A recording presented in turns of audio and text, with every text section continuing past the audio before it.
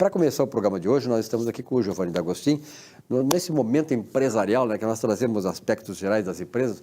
Giovanni, obrigado.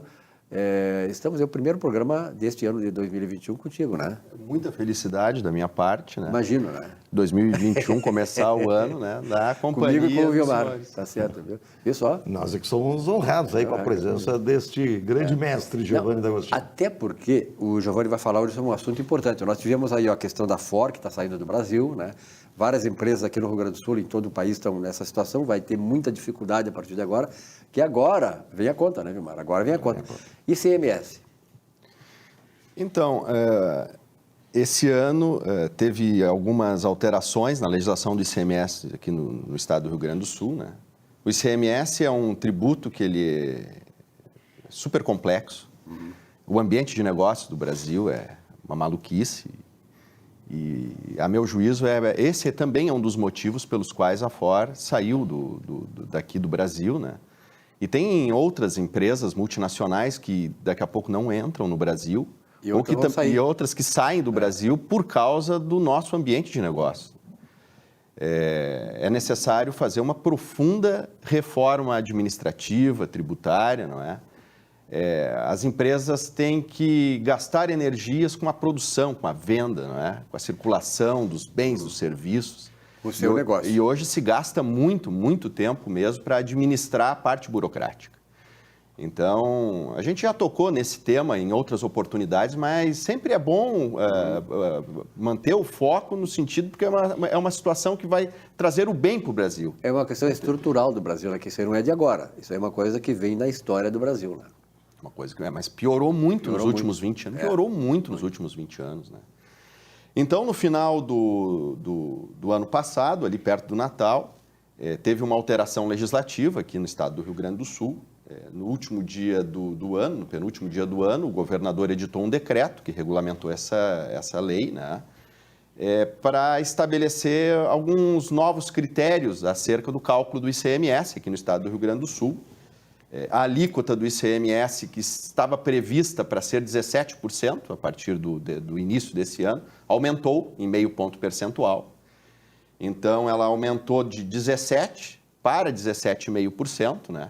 A meu juízo, é uma falácia dizer que diminuiu de 18% para 17,5%, porque já estava prevista há mais de ano que, a partir de 1º de janeiro desse ano, a alíquota reduziria, não é?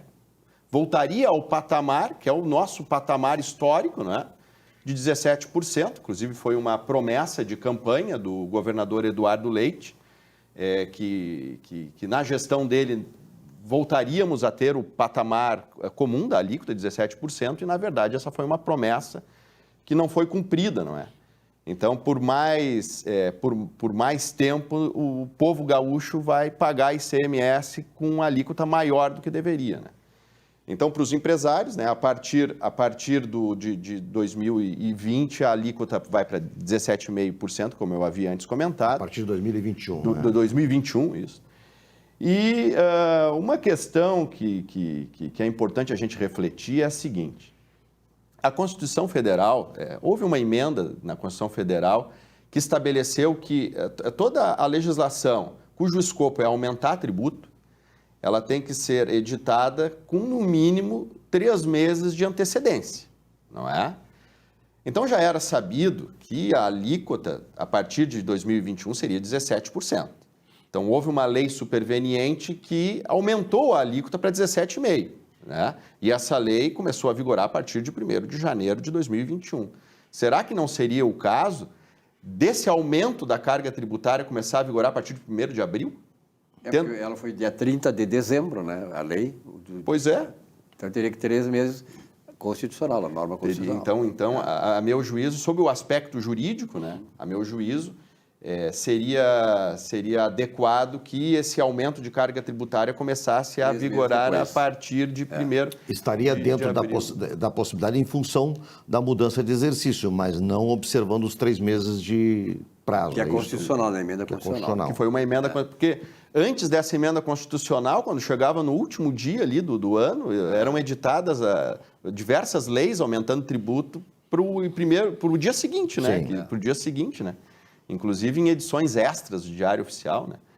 Só no Brasil isso, né? Só no Brasil isso, né? Pois é. A lei aqui, amanhã já começa a vigorar. Então, é imperiosa a necessidade de se ter uma mínima previsibilidade, né? 3 meses é pouco ainda, na verdade, se pegarmos aí países mais desenvolvidos. Isso é o que também se chama de insegurança jurídica, né? Que dá um problema, né? Insegurança jurídica.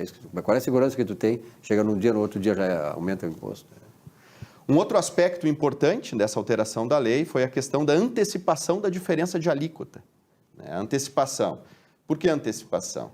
Antigamente, quando as coisas, apesar de serem burocráticas, eram um pouco mais lógicas, antigamente não existia essa antecipação de diferença de alíquota porque ela era cobrada na venda. Vou explicar para os senhores. A empresa, ela compra mercadorias, vamos imaginar, para revenda, compra mercadorias para revenda de um outro estado da federação, né? de um fornecedor de outro estado da federação. Então, a alíquota interestadual, em regra, é 12%.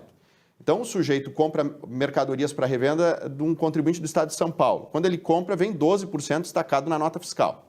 Então, o nosso contribuinte aqui, o adquirente, vai creditar na escrita fiscal os 12%, né?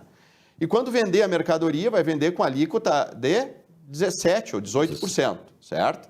Então, quando vendeu a mercadoria, vai apurar o ICMS, então ele creditou 12%, debitou 18%, quando vende, já vende a margem de lucros, né?